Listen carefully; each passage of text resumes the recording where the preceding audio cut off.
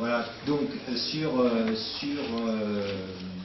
terrain, on trouve de la 100LL et les ULL ont pour habitude de prendre de l'essence routière depuis un certain nombre d'années. Donc, qu'est-ce qui nous a amené à sortir ce nouveau produit? La première chose, cette essence aviation, c'est la dernière essence plombée. Donc, il y a des pressions assez fortes un peu partout, notamment aux États-Unis, en Californie, pour pousser vers la réduction, voire l'interdiction du plomb dans les essences. Alors déjà, la 100LL a cette information, baisse son taux de plomb, là, au cours du deuxième trimestre, donc ça sera transparent pour les utilisateurs. Mais l'Avgaz UL91 est un produit aviation sans plomb. Le plomb, quel était son rôle? Le rôle du plomb, c'est d'augmenter l'indice d'octane du carburant, voire antidétonnant. Juste un petit rappel pour des chiffres qui vous sont familiers, surtout vous qui utilisiez soit du sans-plomb 95 ou 98. Ces chiffres-là, 95-98, correspondent à l'indice d'octane recherche, ce qu'on appelle le RON dans notre jargon, Research Octane Number, à ne pas confondre avec le MON, le Motor Octane Number, qui est celui qui est caractérisé pour les carburants aviation. Quand on parle d'Avgaz 100LL, c'est un produit d'indice d'octane MON de 100, qui ne se compare pas du tout au 98 ou au 95, on n'est pas du tout sur les mêmes échelles. Si vous vouliez une correspondance, par exemple, un samplon 95, c'est un indice MON de 85. Le samplon 98, c'est un indice MON de 87. Lorsqu'on a des moteurs utilisés à pleine puissance, l'indice d'octane est très très important. Les moteurs puissants ont absolument besoin d'un indice d'octane 100, d'où l'Avgaz 100LL, ce qui n'est pas le cas pour des moteurs beaucoup moins puissants. C'est pour ça qu'il y avait une tolérance du 95-98, puisqu'on n'avait pas besoin d'un indice d'octane moteur aussi élevé, bien que nous ne l'ayons jamais reconnu en tant que carburant aviation. Alors, notre Avgaz, le nouveau produit, vous le verrez sur certains terrains, s'appelle Avgaz 91, Avgaz UL91, UL comme unibed, sans plomb, donc, et 91, c'est l'indice d'octane moteur, donc supérieur aux essences, aux carburants routiers, et le 91, là aussi, ne se compare pas du tout au 95 ou 98. Donc, pourquoi on l'a lancé? Alors donc, nécessité, on travaille depuis plusieurs années sur des carburants sans plomb, puisque tôt ou tard, mais on a encore une dizaine d'années devant nous, la 100LL devra être remplacée par des carburants sans plomb. Là, on n'a pas encore la recette magique, mais on y travaille, et donc je pense que des spécifications sortiront d'ici 4 ou 5 ans. Ceci dit, pour des moteurs beaucoup moins puissants, et notamment on a ciblé surtout le constructeur Rotax, qui est le principal fabricant, un indice d'octane de 91 est largement suffisant et bien au-dessus des caractéristiques des carburants routiers. Alors c'est une des premières raisons. La deuxième, c'est que l'évolution des spécifications des carburants routiers évolue beaucoup. Au départ, il n'y avait pas d'éthanol. L'éthanol, c'est l'ennemi de l'essence aviation, puisque ça attire l'eau, ça crée un certain nombre de contraintes au niveau des durées, des réservoirs, des circuits, partout où ça passe. Donc, on a mis 5% d'éthanol dans le 95 et dans le 98. Et, bon, là, ça passait encore, hein, pour être objectif. Par contre, maintenant, on supprime dans nos stations-service la 95 pour la remplacer par l'E10. E10, ça veut dire quoi? Ça veut dire 10% d'éthanol. Là, 10%, même les motoristes commencent à prendre beaucoup de réserves et ça commence à poser problème. Et ça va continuer, bien évidemment, sous les pressions environnementales, on doit incorporer de plus en plus de carburants, d'éléments bio dans les essences routières. Donc la 98 va monter et d'ici quelques années, on sera à 15%.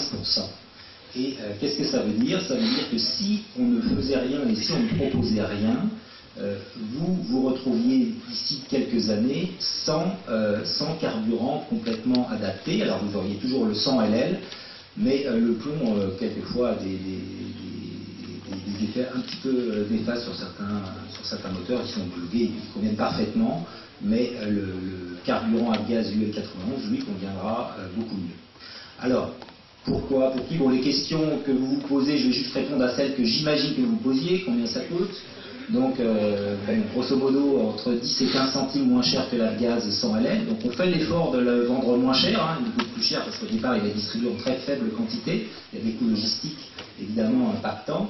Par rapport à une station Leclerc qui vend 1 million de litres par mois, c'est sûr qu'on va avoir du mal à se battre là-dessus, d'autant plus qu'on parle d'une essence aviation, non pas d'un carburant routier. Les contraintes sur toute la chaîne logistique qui est dédiée de la raffinerie jusqu'à l'aile de l'avion sont forcément bien sûr un peu plus coûteuses. Autre question, sur quel moteur? Alors aujourd'hui, comme je le disais, on a ciblé Eurotax. Le produit est approuvé, il est dans le service instruction de Eurotax, vous verrez, à gaz UL 91. Bien sûr, maintenant, ils vont le conseiller fortement, puisque eux, ça leur enlève une épine du pied, surtout sur leur position ambiguë vis-à-vis des carburants routiers, qui va être de plus en plus difficile à tenir au fur et à mesure que l'éthanol va monter dans les spécifications. Donc, autre question, c'est peut-être celle-là la plus difficile, et c'est là où je vais travailler en concert avec la fédération, c'est la distribution.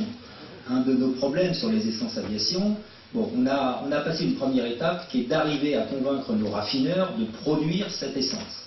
C'est pas forcément très simple, on est sur des marchés de niche, comme on dit dans notre jargon, on est sur des très petits volumes à notre échelle. Pour convaincre un raffineur de lancer un produit avec une logistique dédiée sur ces quantités, c'est pas facile. Bon, on y est arrivé, on a passé cette étape. Il y a une deuxième étape qui est difficile, c'est celui de la distribution. Déjà sur les aérodromes pour l'aviation générale, sur les petits terrains où il n'est pas très facile d'investir ou de faire investir une station de carburant aviation pour des petits volumes. Là, on parlait de 800 petits terrains ULM, vous imaginez bien qu'il est économiquement impossible de développer des stations-service sur ces terrains-là. Il va falloir trouver des solutions intelligentes et innovantes pour la distribution de ce carburant. Alors, bon, on travaille dessus, sauf que, bien sûr, il va falloir se concentrer sur certains terrains. Ce qu'on a dans notre schéma, c'est d'essayer de sélectionner un certain nombre de bases ULM, on va dire un petit peu centrales, et puis de laisser les aéroclubs s'organiser pour venir sur ces bases ULM, alors pourquoi pas avec des citernes de 330 litres pour allumer sur des petits terrains, ou trouver des petites stations mobiles d'avitaillement avec des quantités relativement faibles. Et là, il faut trouver un compromis entre l'investissement, le coût de la logistique, le transport et autres, et puis du produit, parce que bien évidemment, vous cherchez un produit qui ne coûte pas trop cher non plus. Donc voilà, en quelques mots, l'objectif du lancement de ce nouveau produit. Donc les moteurs Rotax, on parlait des séries 912, donc tout est approuvé à ce niveau-là. Les avirons, on va voir l'application. Pour les autres petits fabricants, c'est vos demandes auprès des constructeurs qui feront qu'ils reviendront vers nous pour s'appuyer, pour homologuer notre produit. Alors, les militaires ce matin, c'est un produit qui s'appuie également sur une spécification de l'armée américaine. Donc on a fait coïncider le lancement de ce produit avec la sortie d'une nouvelle spécification. Cette spécification, à l'origine, était développée pour des drones qui avaient quelques problèmes aussi, soit avec des sens routières ou autres. Et donc on s'est appuyé sur ces spécifications. Donc dès lors qu'un motoriste s'appuie sur cette fameuse spécification STM 7547, pour être précis, ça veut dire que le motoriste acceptera le produit. Alors il va y avoir un certain laps de temps avant que les motoristes fassent les essais nécessaires. Ceci dit, bien sûr, on est très confiant et on a surtout commencé à travailler avec Rotax, c'est le principal dans ce segment. Donc, n'hésitez pas à me poser les questions qui vous viennent à l'esprit. Moi, ça m'intéresse parce que on va fournir les 3 premières stations dans le mois qui vient. Gap a fait le choix d'abandonner son essence routière pour passer sur ce nouveau produit. Lancement le 10 avril sur la station de Dinan. Et on en a une en région parisienne, on en a 2 en prévision. Il faudra construire la station, ça va être un peu plus long. Les bureaux devraient distribuer également en avril. On va se servir de ces quelques stations en station pilote pour affiner la démarche et le lancement et pour motiver un certain nombre de terrains à investir dans la distribution si possible ou à voir comment transférer des cuves routières en cuves aviation. Voilà, à votre disposition pour toutes les questions. Je vais vous poser une question, monsieur, à propos du stockage. Parce qu'on a déjà le stockage en citerne, est-il nécessaire de faire nettoyer la citerne qui contenait du 98 ou 95 pour pouvoir mettre ce nouveau carburant, et quelle est la durée l'utilisation du stockage, savoir que pour les nouveaux gasoils routiers, on a 6 mois de délai, après on a des problèmes avec de l'eau. Qu'en est-il aujourd'hui avec les nouveaux carburants? C'est une excellente question parce que la position de Total a toujours été de ne pas considérer l'essence routière comme un carburant aviation qui n'est pas spécifié aviation. Et au-delà même de la caractéristique du produit, il y a toute la chaîne logistique qui part de la raffinerie, comme je le disais, avec une logistique dédiée. Les camions sont dédiés, on ne charge pas de la gaz derrière un autre carburant sans une procédure soit de nettoyage ou en ayant vérifié les produits avant. Pareil, au niveau des stations et des installations, et ça c'est important pour ceux qui auront le potentiel d'investir dans une station, c'est que une cuve aviation, une installation aviation, elle doit être désignée aviation, c'est-à-dire que vous avez des points de purge. L'eau, c'est l'aiguille du carburant. Si vous le laissez, vous avez des contaminations, des bactéries et un certain nombre de choses. Ça va être purgé. Ce qui veut dire que toute l'installation est particulière, avec des points de purge sur les points bas. La cuve doit être avec une légère pente de manière à ce que l'eau s'écoule et que le point de purge permette de faire évacuer l'eau. Et malheureusement, les gens qui ont installé une cuve d'essence routière, sans connaître les contraintes, qui ont fait appel à un installateur qui ne connaît que le routier et non pas l'aviation, vont se retrouver avec ce problème d'une installation qui ne sera pas conforme de notre point de vue. Alors, on parlait beaucoup de sécurité et de qualité ce matin. Vous imaginez que pour un groupe comme le nôtre, on est obligé d'être extrêmement vigilant. Et donc, pour distribuer ce produit, on est obligé de faire un certain nombre de contrôles, d'avoir vu les installations pour s'assurer qu'elles soient conformes. Et si elles ne le sont pas, ça peut être plus ou moins grave. Si c'est quelques points de purge à rajouter, c'est pas très difficile. Si la cuve est plate, il faut peut-être la sortir pour la remettre, ça devient un petit peu plus compliqué. Donc, effectivement, on ne passe pas impunément de l'un à l'autre sans un contrôle qualitatif des installations. Et là, on est tout à fait prêt à vous assister, nos équipes de techniciens, pour vous dire ce qu'il y a à faire, pour vérifier si ça va ou si ça ne va pas. Après, en ce qui concerne les produits sur un plan qualitatif, notre produit répond à des spécifications qui sont extrêmement encadrées. Donc, si vous reste de l'essence dans la cuve et que vous mettez la nôtre, le produit ne répond plus aux spécifications. Ceci dit, étant nettement supérieur à l'essence routière, techniquement, il n'y a pas de problème. Et nous, on ne peut pas vendre un produit à la spécification Avgas UL91 s'il y a un reste d'essence. Bien sûr, par contre, les produits sont miscibles dans un sens comme dans l'autre, et dans un réservoir, il y a un reste de gaz ou de son plomb des essence routière, ça colle comme vous le faites aujourd'hui, puisque la majeure partie d'entre vous prennent des fois du 100 ml et des fois de l'essence routière. Donc il n'y a pas de problème technique à ce niveau-là. On sera très vigilant sur la communication parce que ce produit, donc comme on dit, on le dédie ULM, c'est vraiment un produit dont vous êtes la cible. Donc on l'apporte vraiment pour votre marché. On sera très vigilant en matière de communication sur les avions, eux, qui seraient tentés de passer, parce qu'il y a des avions qui ne fonctionnent qu'à la 100 LL, ils ont absolument besoin d'un indice d'octane de 100, et ça ne marchera pas à la 91. Donc on doit être extrêmement prudent en matière de communication, même si on est très confiant sur notre Avgas 91. Voilà. Le stockage, est-ce qu'il y a une limitation de 6 mois ou pas?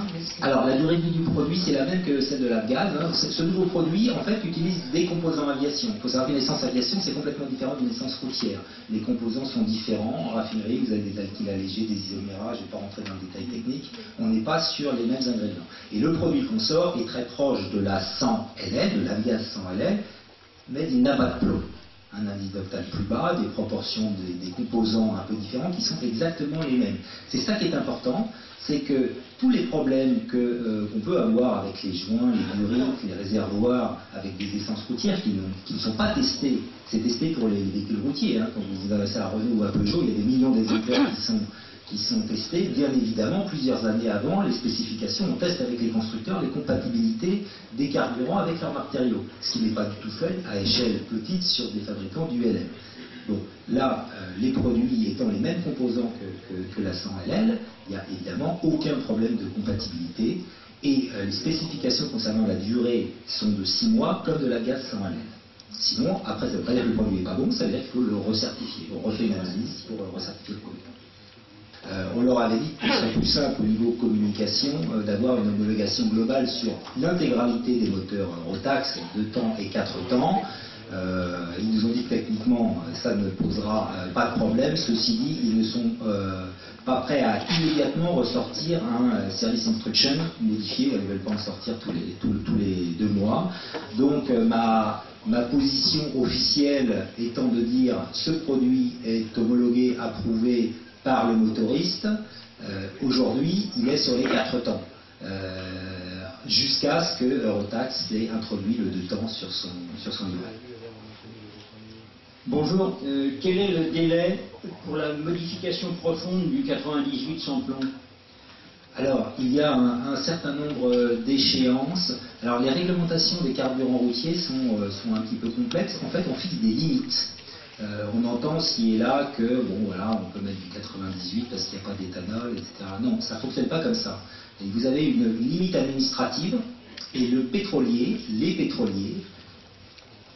font une optimisation qui peut être économique pour rester dans la norme. Ça veut dire que vous pouvez trouver des taux différents d'éthanol parce qu'il y aura eu des arbitrages suivant les raffineries, suivant les pays, des arbitrages différents qui fait que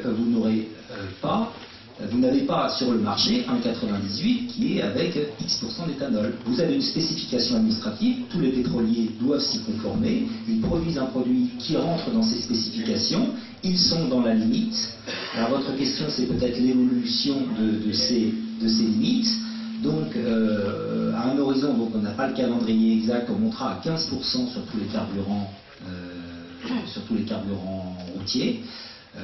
Mais là, on va monter au plafond des limites autorisées sur le samplon 98, mais on restera dans les 5% et on va graduellement, et là j'ai pas le calendrier en tête, mais dans les 2-3 ans remonter le niveau et pour finir à 15% sur l'ensemble des carburants routiers.